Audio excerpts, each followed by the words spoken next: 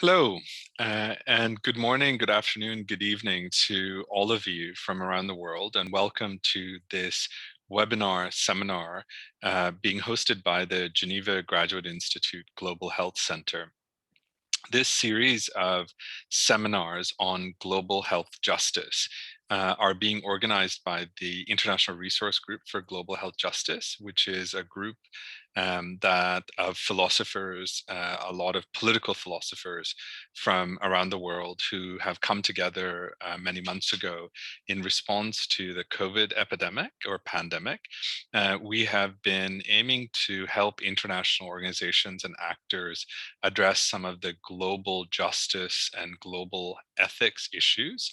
And then also through these webinars like this, we've been able to raise some ethical issues that have not been given sufficient attention. And lastly, also through the webinar and other kinds of activities, we are trying to increase public discussion about global justice and global ethics issues. So today, I am really excited, as you can tell from my face, this is my excited face, is that we have a really eminent speaker with us to talk about the values that are being deployed in the COVID response in Southern Africa and South Africa in particular, but particularly the vaccine distribution, but also someone who can talk to us about what is happening regarding the ethical values in the frameworks across the continent. And also, more importantly, and I think for us, a lot of us, something that's sort of something we're not used to is what would it look like for African ethical values to be applied at a global level rather than the de facto kind of values that have been previously applied.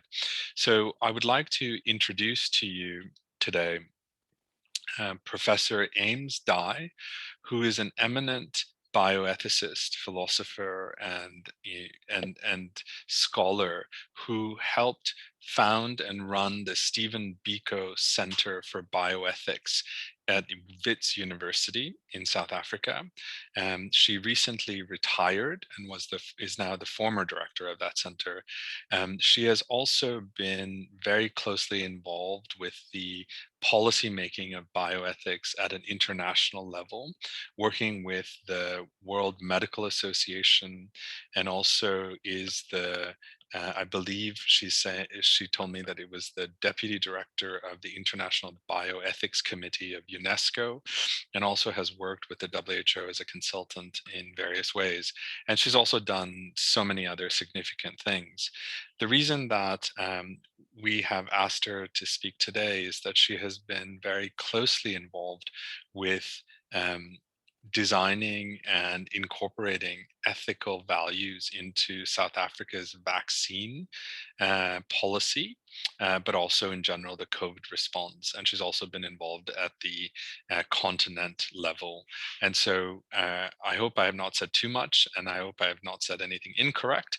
But with that, I would like to hand over to you, Professor Dye, and you have about 20 minutes to speak, and then we will do some question and answers, and we will finish 1 hour from now. Thank you. Please go ahead. Thank you. I'd like to share my screen.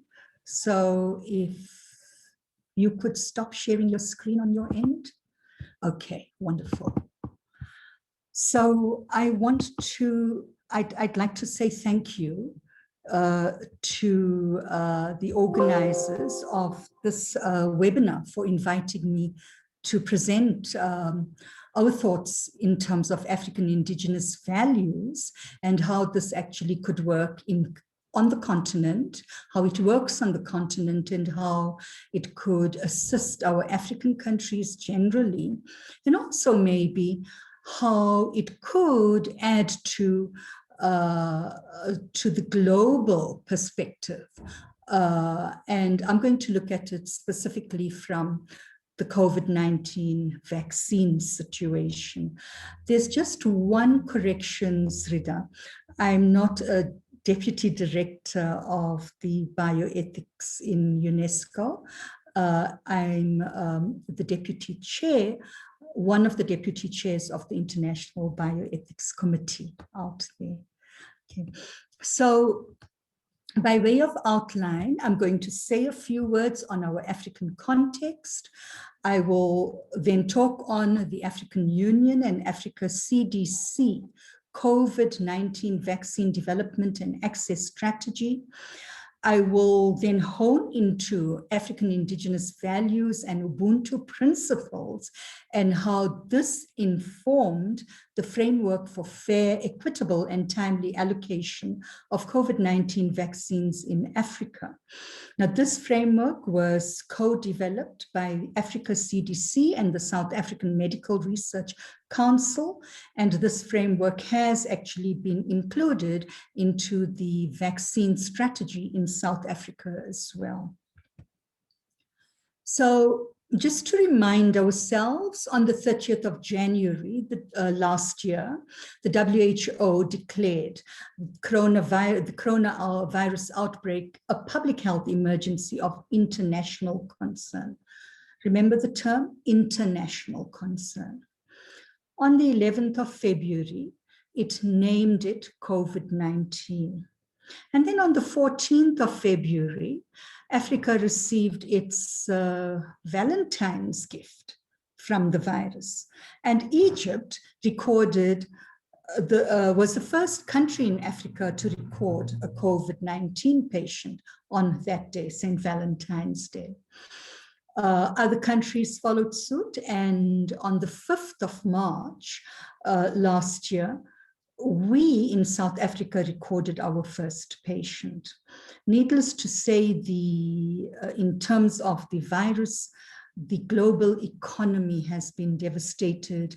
We've had severely harmed critical pillars of society, and these include education, healthcare, and community activities that are so necessary for physical and mental health.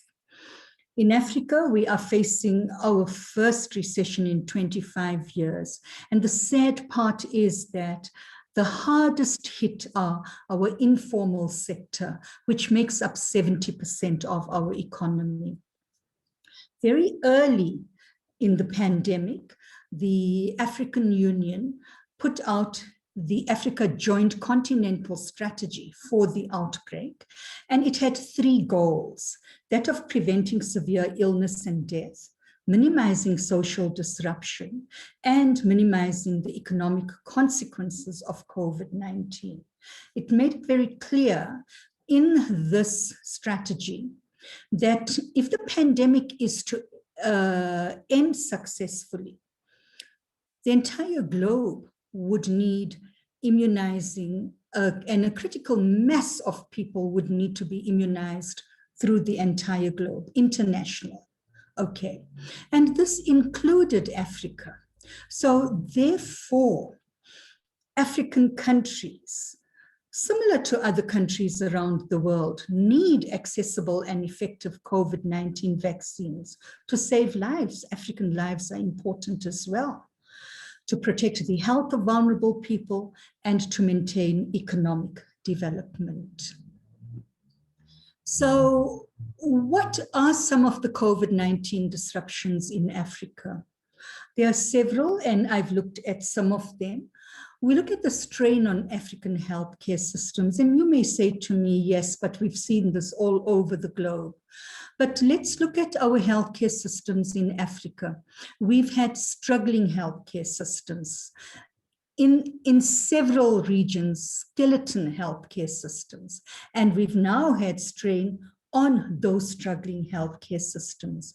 We've had severe PPE shortages, where you find that frontline workers who are at the highest of risks have widespread outbreaks amongst ourselves. And this obviously then impacts on staff shortages as well, on already resource-constrained environments, human resource-constrained environments. Just like other countries in the world, we've had disrupted access to non-COVID healthcare services generally, essential services, But in Africa, infectious diseases are predominant, and we've had huge problems with regard to preventing infectious disease, tuberculosis, HIV. Routine childhood vaccination is so important on the continent. We've had disruptions there.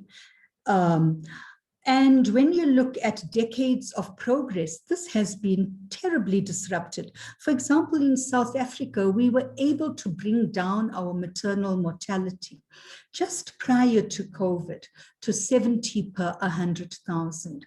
And currently, at the beginning of the year, we way above 100 per 100,000. We've had severe economic disruptions, and I'm sure you will agree with me that socioeconomic status is one of the main determinants of health. And therefore, these disruptions have actually impacted on the health on the continent as well. We've had very bad social disruptions, gender-based violence, has escalated. And of course, when it comes to education, we've suffered huge knocks because we need to consider the digital divide, and we cannot confidently say that our children will be educated through electronic means. So we're a continent riddled with vulnerabilities. And among some of the other vulnerabilities that we face is corruption. We have displaced people, refugees, we have civil war. And what's happened is our vulnerabilities have increased multifold during the COVID-19.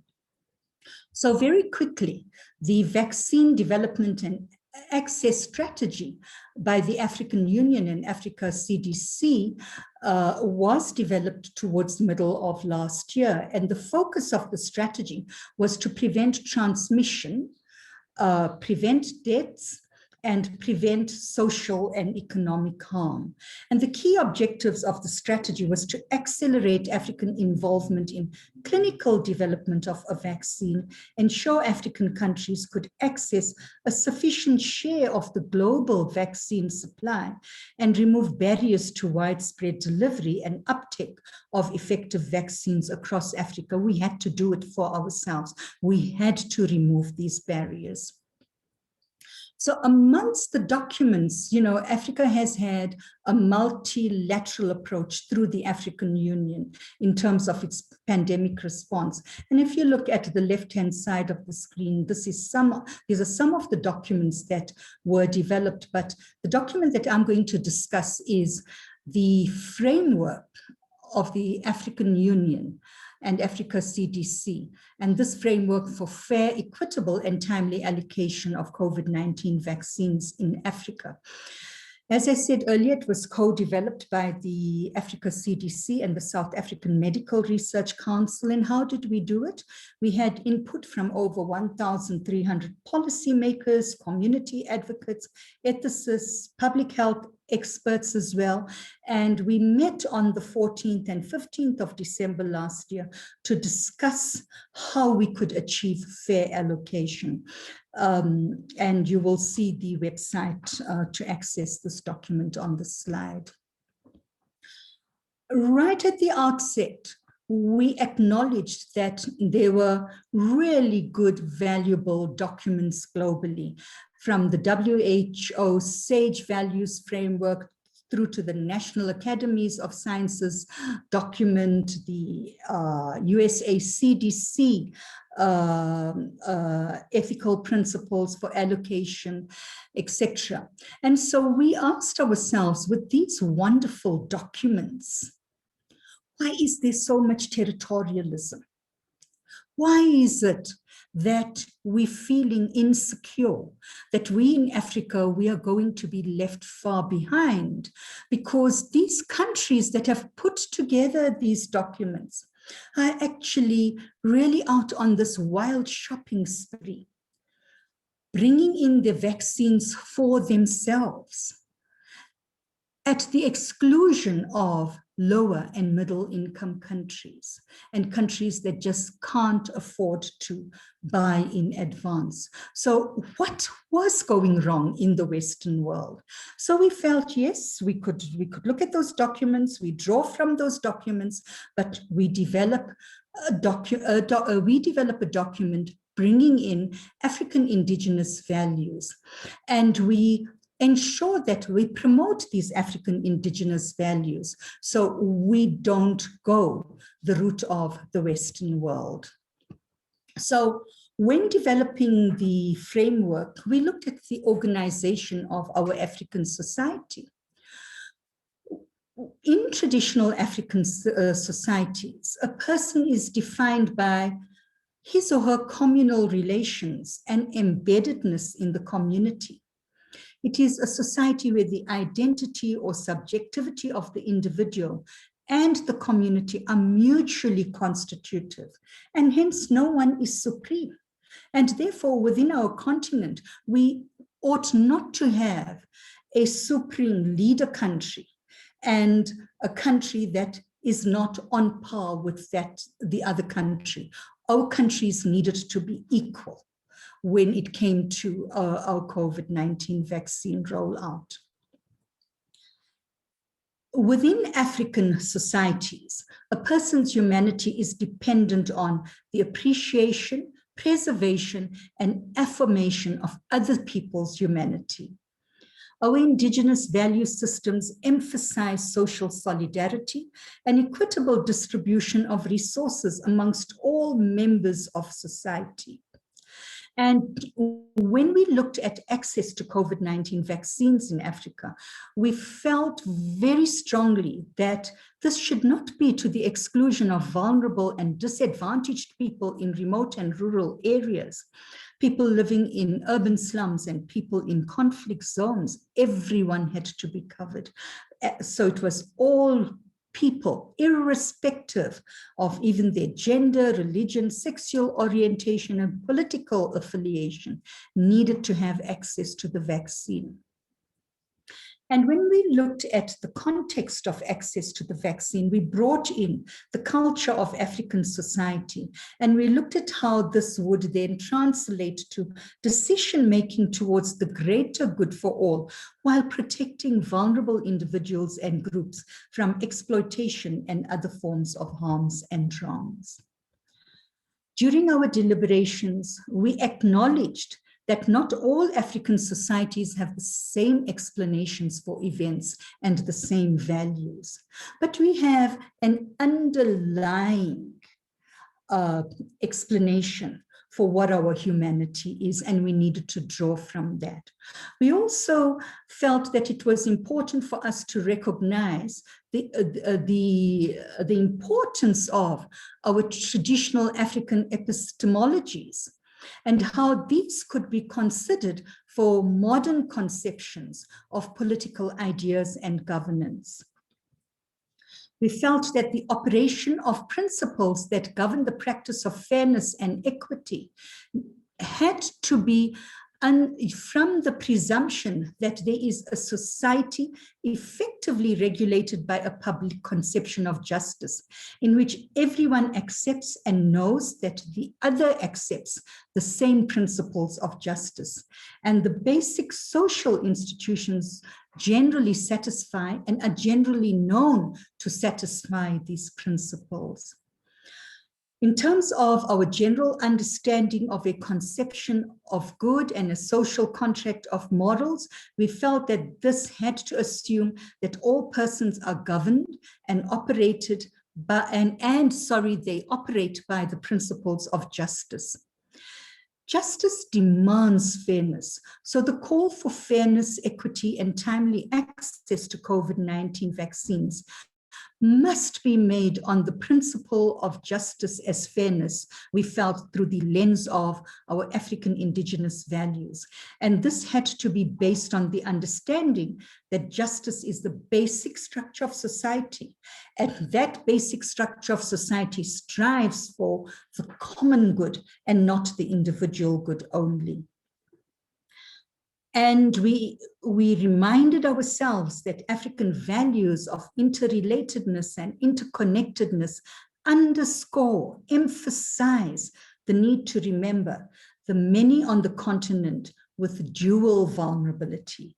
And what do we mean by dual vulnerability? In Africa, we have about 29 million that are internally displaced or are refugees. We have about 1.2 million detainees, migrant workers, and other marginalized communities, plus those in conflict zones. Now, they are often excluded from essential state services, and they very frequently live in congregate settings, in overcrowded settings, and they face huge impediments to access to just basic essential commodities like water and electricity. And we had to acknowledge that the pandemic further exacerbated their vulnerability. So this double burden experienced by these vulnerable groups, we felt made it essential for us to recognize them explicitly in a vaccine allocation framework and to provide backup solutions for getting them access to critical health interventions. Now, indigenous African societies value human dignity, and we had to value the human dignity of our people in Africa with this dual vulnerability. Our cultural values promote humaneness. In other words, good human nature has worth, and the human essence is worthy of pursuit, whether you are internally displaced or a detainee or whatever. And our values are embedded in the cultural practice and experience of Africans. Our African cultures generally express compassion, reciprocity, dignity, harmony, and humanity, and respect for the particularity of other people is, I would like to emphasize, connected to the respect for individuality as well. So we respect individuality, but this is embedded within our community settings. So our African, when you look at African cultures, it's a culture that pursues values of humanness and seeks to act humanely towards the other without positions of superiority.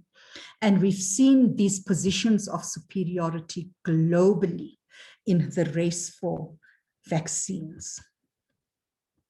So we can, in a nutshell, summarize African indigenous values and Ubuntu principles just by these 3 bullet points. And to quote Mbiti, I am because we are, therefore I am. This underscores the importance of community in African indigenous value systems and what it means to be a human person.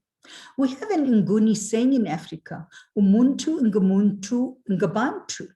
A human being is a human being because of other human beings. So this underscores interdependence and interrelatedness. And it looks at the greater good for all while protecting vulnerable individuals and groups. And this would work for both vaccine access and vaccine hesitancy, which we are having a problem with on the continent as well. We also thought about our African tradition of Lekgotla, and this basically means, and this has been practiced through the centuries, where when there is an issue, everyone gathers under a tree. This is being practiced in remote areas still. And they gather under a tree to discuss, respectfully discuss, I must add, and exhaust all options before they reach a decision. And this we likened to meaningful community engagement within our vaccine discussions. Now, all this contributed to the framework, and we have 4 values that undergird our framework: affirming the humanity of others, survival of the community, social solidarity, and meaningful community engagement. Affirming of the humanity of others, when we look at allocation decisions, this must be for societal benefit and promote common good while respecting human dignity. And there must be no discrimination because every person must be recognized as having equal dignity, worth, and value. When we looked at survival of communities, allocation decisions must be based on the best available evidence, but also for our communities to survive, essential service workers, especially those that are at high risk, must be protected. And those individuals in the community who are at greatest risk of severe illness and death, like our elderly, and those with comorbidities must be protected as well. And we value our elderly on the continent. When we looked at social solidarity, we felt that allocation decisions should consider the bonds that unify communities, their interdependence, their attachment to or interest in others, and the significant social, economic, and personal disruptions and hardships experienced before the pandemic and getting worse during the pandemic. Meaningful community engagement would mean that allocation would allow for allocation decisions to be trusted. This would allow for authenticity, and it would promote accountability and ownership of the decisions made about allocation. And this would then engender trust. We made it very clear that active community engagement is needed also to address vaccine hesitancy. And this was so necessary for the control of the pandemic. And we stated that for these reasons, integrity, which reflects the need to act with honesty, reliability, and fairness, and a willingness to be held accountable to explain one's actions is crucial. And we put that in there because of the corruption that we've experienced on the continent, and the corruption, more specifically in South Africa, that we experienced at the beginning of the pandemic plundering.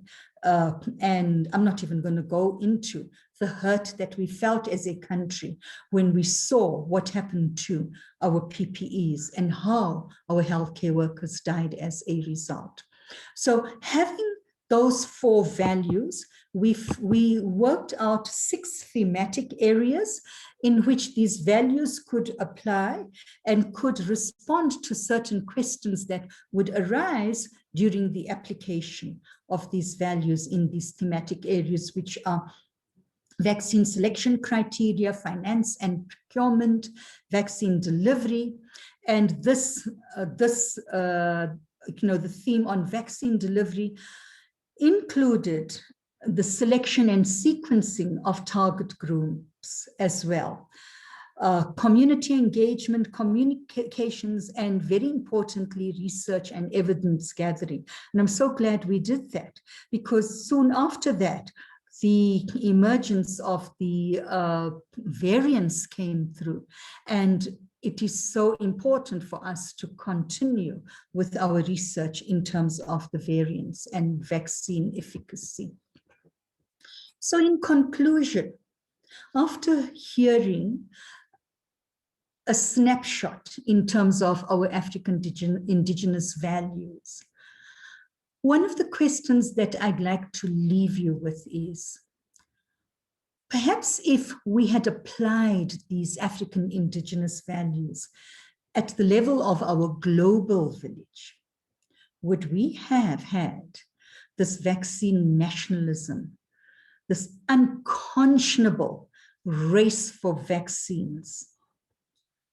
Would we have seen India and South Africa applying for IP waivers, for the IP waiver at the World Trade Organization last year? This situation hasn't been resolved as yet.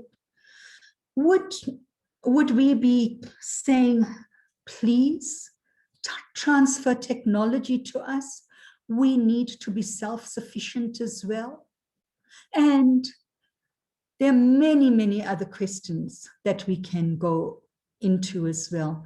But I think I'm going to stop there, and perhaps we can take some discussion. And I thank you for your attention. Super. Thank you very much for that really informative and compelling presentation. So I'm going to give you a couple of seconds to catch your breath and to reflect sort of on something. So I'm going to start with the first discussion point, and I'm going to try to keep it very short, is that a lot of the ethics decisions over the last year or debates and stuff have almost very quickly moved into, so what does this mean for vaccine allocation? Who gets what? Tell me who gets what. And I'd like to just focus a bit more on the actual values themselves, rather than having, asking you to go into what does this mean for this stuff. Like, I'd like to, because we don't sort of seem to have any places that we actually talk about the ethics themselves or the values themselves. And I also want to leave aside this problem of once you do identify ethics, it doesn't mean that people actually follow them, right? So it doesn't actually mean that countries and governments doesn't. That's a different problem as well about implementation of values. So I'd just like to sort of have you focus more on the values that you've identified. So if I understood correctly, the central ideas are it's about interdependence. It's about human interdependence, right? So then the second thing is that actually the individual does not exist, does not appear into the world without context, and then the individual becomes an individual within the community itself. So these are these two things. And the third thing that I heard was this idea of non-domination. There's some sort of a radical equality here, not in some sort of moral sense, right? So in some stuff, have I got those three values correct, or am I missing something else that's really important? And have I got those three values correct? I think you've basically captured the three most important values. Okay. And so if we had, and you're asking, and I guess I'm also asking, is that if we had, so let me ask you a different question then. How do you think this actually stands in contrast to something like the WHO SAGE framework, or what you see as the dominant model? You don't have to point to any particular one, because I know that these are all politically sensitive. So why don't we just talk about the general prevailing view of what might be happening at a global level? How do they stand in contrast to what's happening at a global level? So when we look at the WHO SAGE values, they values that have been put together to take into countries. So they're not looking at values that we could take across countries, but these are the values that we could take into countries. Yes, they do talk about global equity, and they do say that we should ensure equity in vaccine access, and people in the globe could benefit equally as well.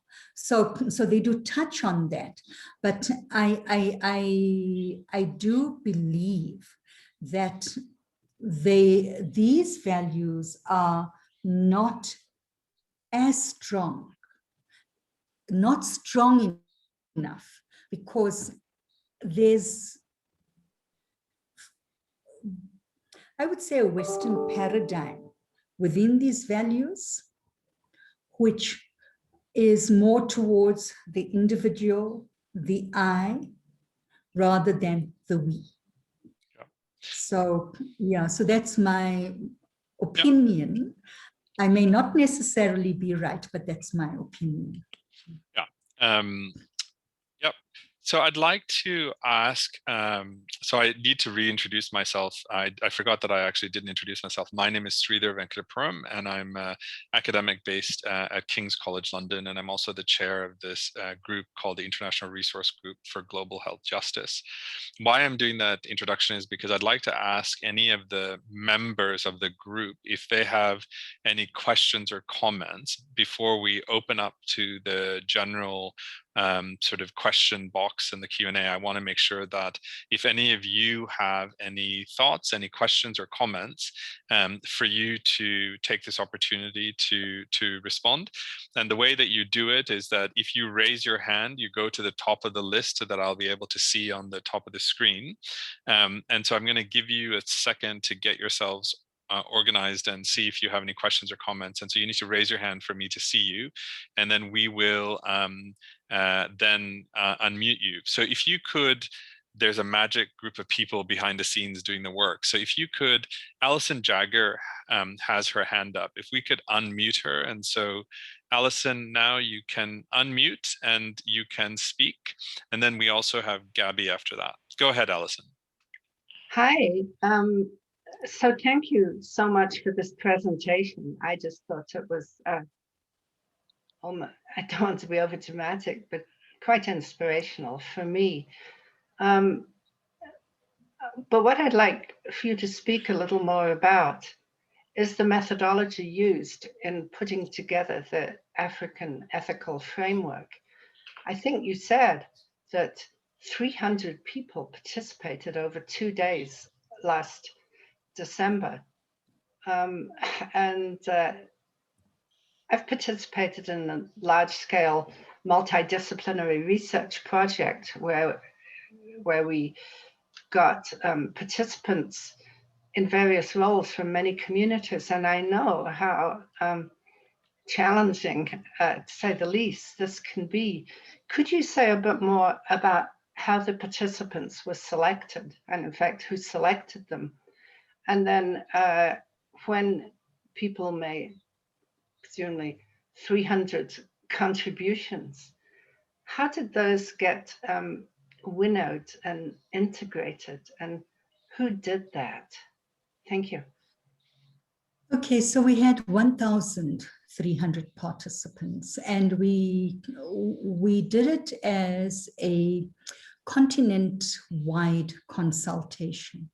So we consulted on the continent. We had 2 days of discussions. We had we looked at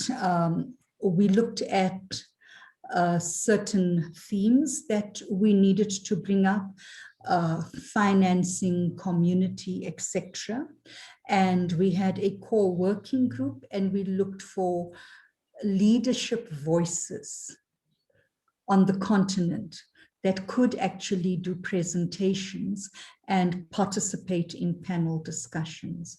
And we teased out from these discussions, and very similar to how we're talking now, we had QA as well. And so we teased out the main themes that were coming through. So that's, and basically we did a thematic analysis.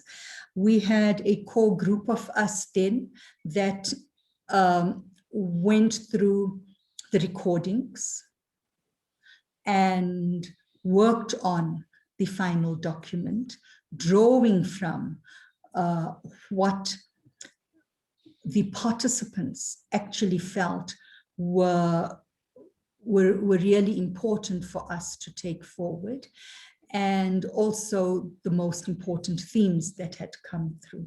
So that's in a nutshell how we did it, Alison. Thank you. And we've got 2 more, Gabby and Abba. So if we could unmute Gabby or Abba. Yes, Gabby, go ahead.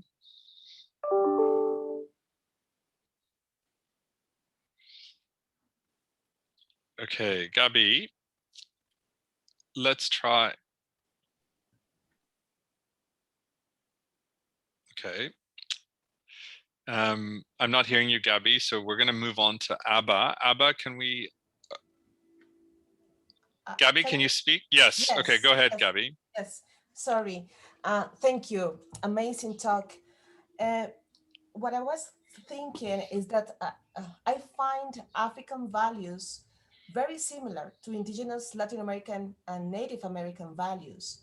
And I think this is really important from my point of view, situated in Central America, thinking about South-South dialogues, cooperation, and action on issues on global health. So I'm thinking if a South-South perspective could be a promising path to make global health justice truly global.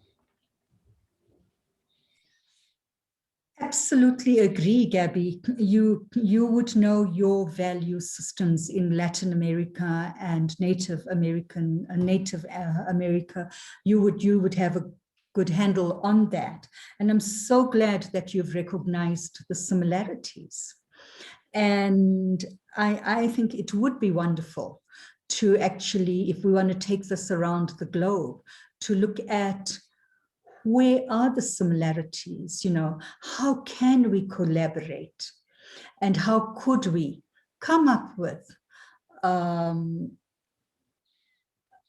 document for us from the so-called developing world for the entire globe at large, and look at our synergies and maybe build on them. I would welcome something like that.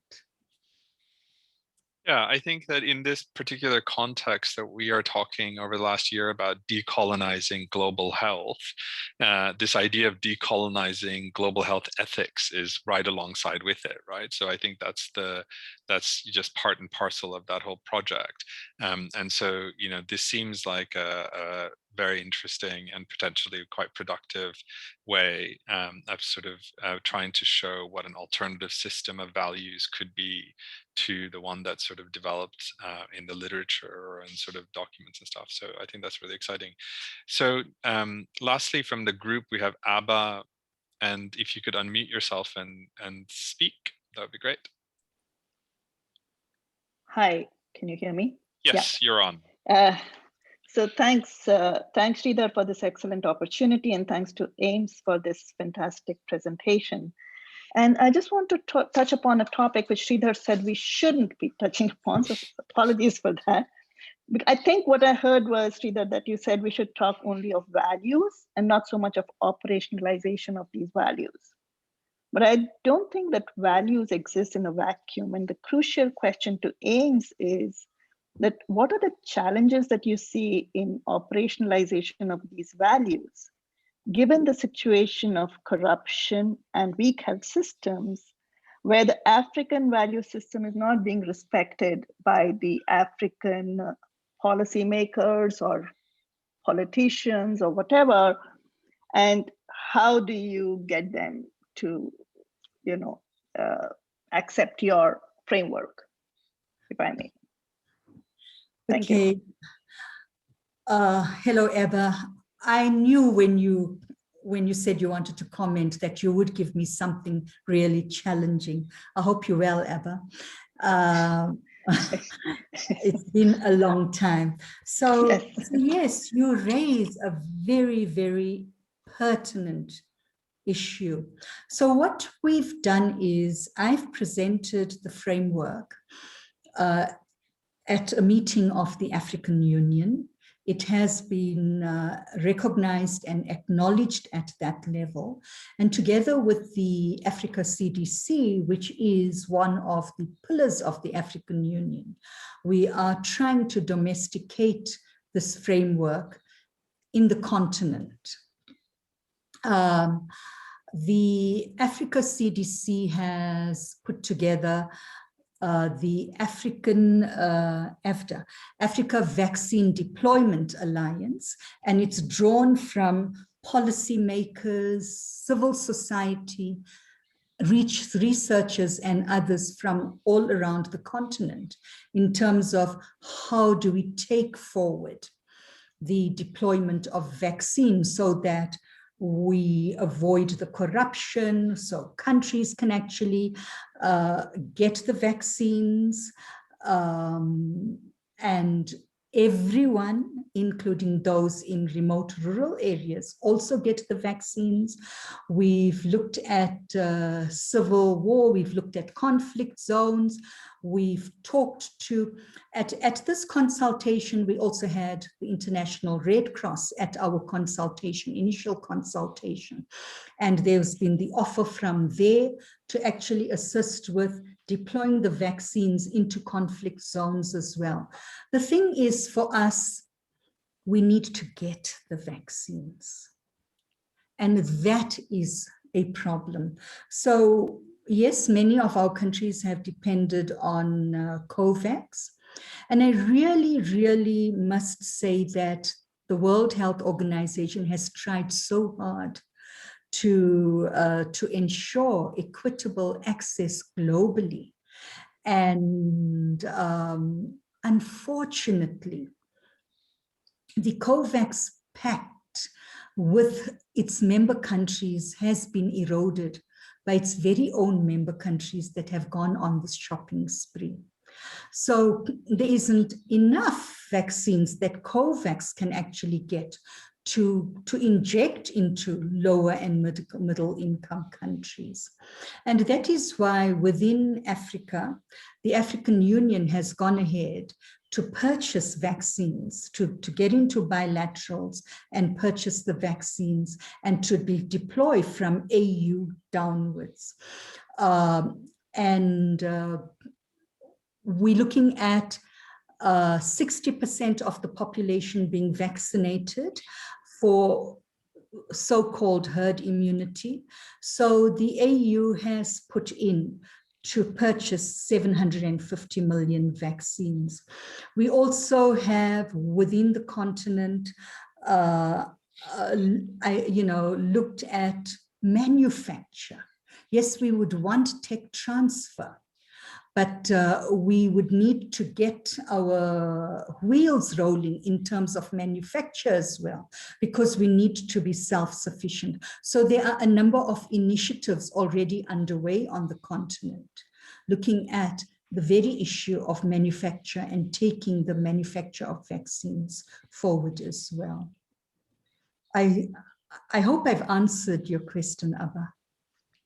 Yeah, thanks. Thank you so much.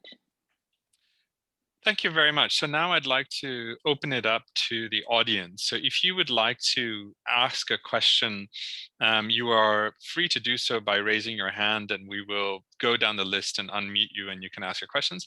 If you don't feel like you want to ask it vocally, verbally, then please just type it in, and we'll also try to get the questions from the Q&A box as well. And we try to give equal time to people who are speaking versus people who are writing their questions in.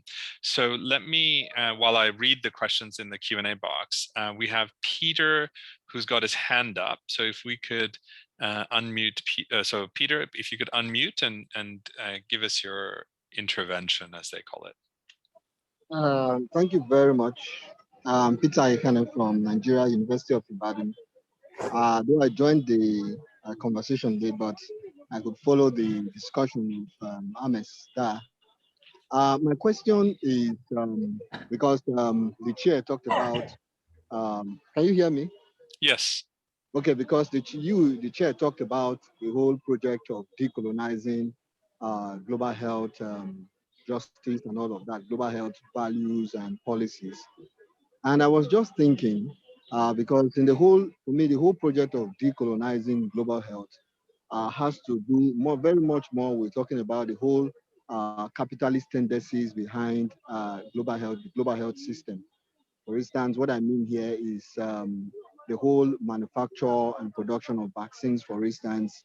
And then you see the big farmers in the global north, they sort of monopolize all of this process of production, and then supported by in the intellectual property rights.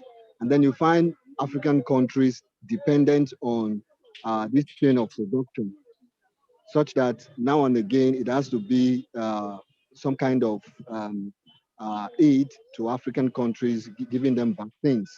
So I'm asking, is the extant framework of values, of African values, do we think they are sufficient to deal with the capitalist undertone, to global health policies and values? And if they are not enough, what do we need to do to begin to rethink these values? For instance, the Ahmed talked about interdependence, the we against the I. Can we really do much in this regard? That's my worry and question. Fantastic. That's an excellent question and quite a compelling or challenging question. So, can African values overturn global capitalism and the underlying force of the institutions that have been built in order to make that system work efficiently? So I think that's the general gist of the question.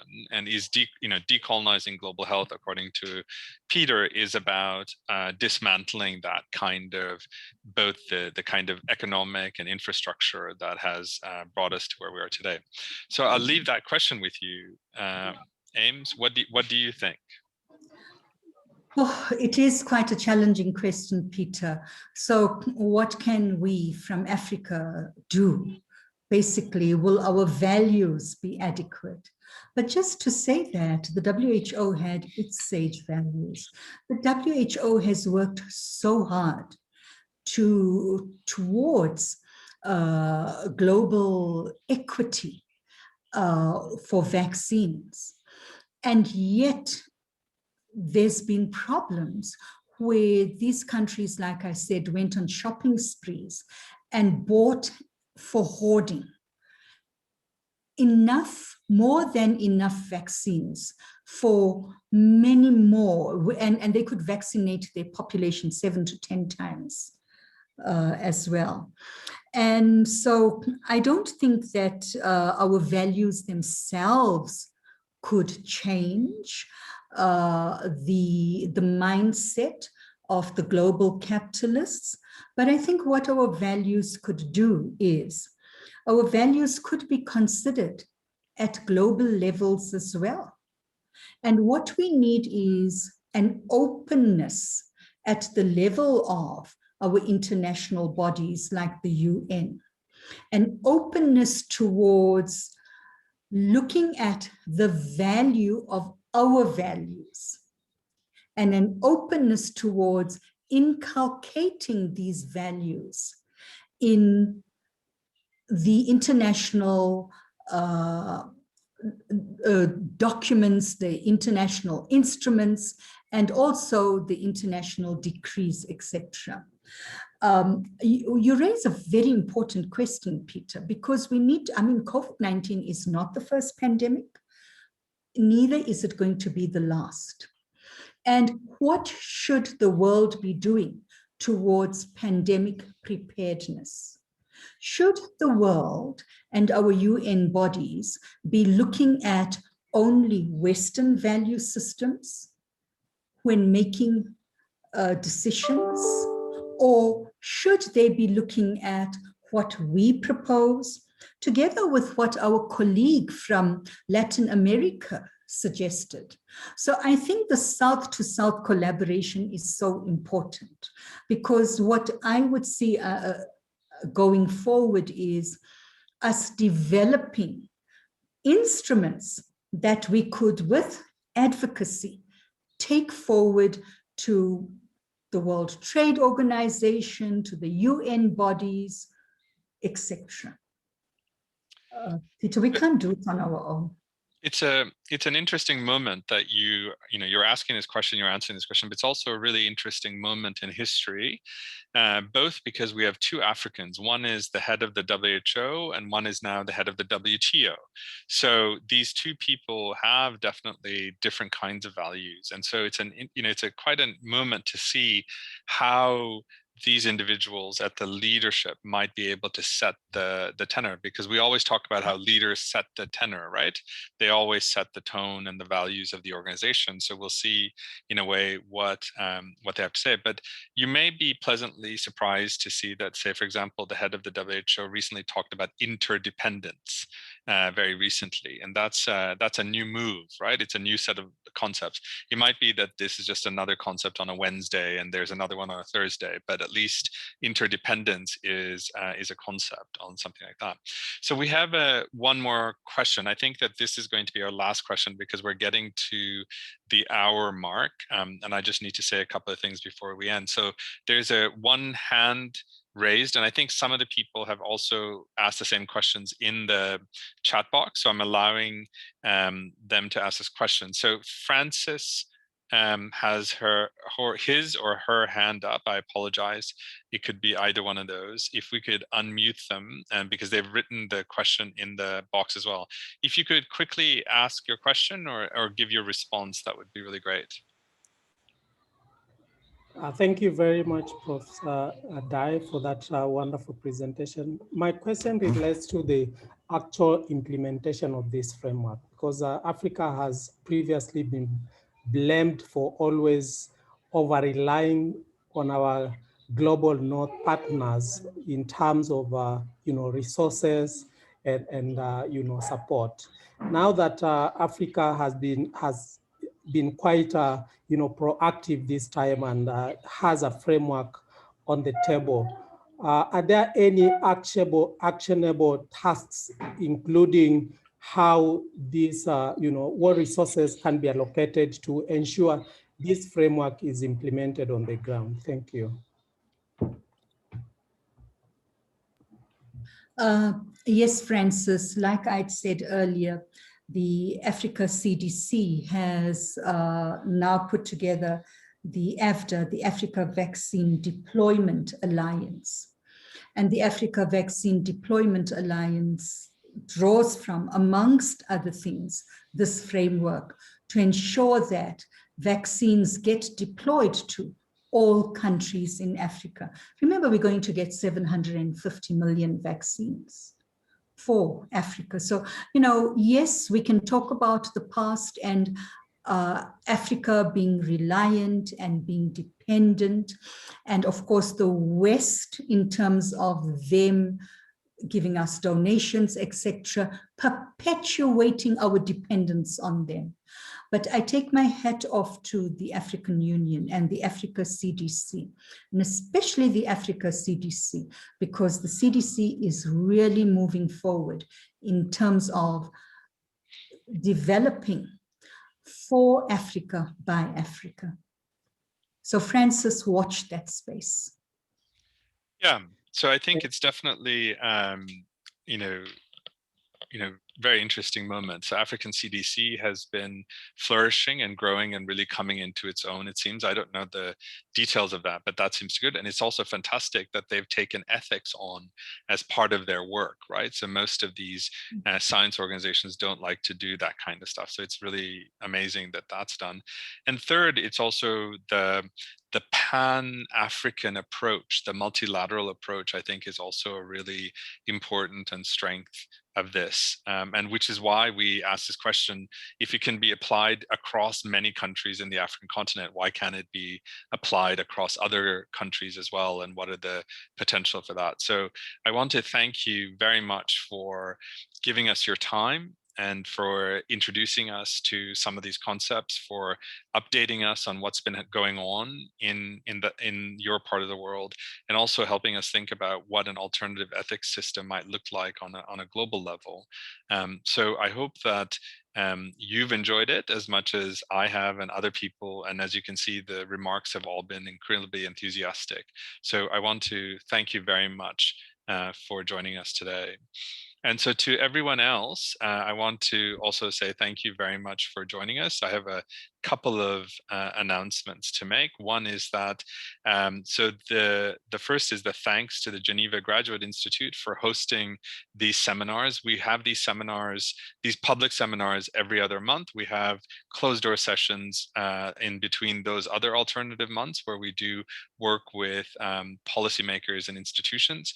And so please also look at our website as well, and you can see what we've been up to and what we're trying to do. There's two things coming up that you might be interested in. On April 6th, the United Nations University Institute of Global Health will be hosting us for a session on decolonizing global health and the ethics of decolonizing global health, and how we can reconcile the values of decolonization versus the values of the local actors, and how do we think about that. And two fantastic speakers on April 6th.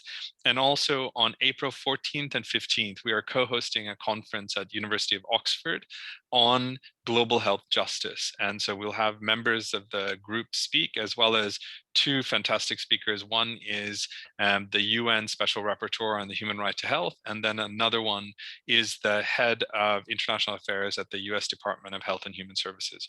Both are fantastic women who are great advocates of equity and justice in global health. I think that will be a fantastic conference as well. So once again, I want to thank you, Professor Dai, and I really, really want to thank you today, as for various reasons that you've made your time today and sort of given us your time. Thank you very much. Thank you so much. All right. Bye, everyone. See you again next time, and stay safe and healthy.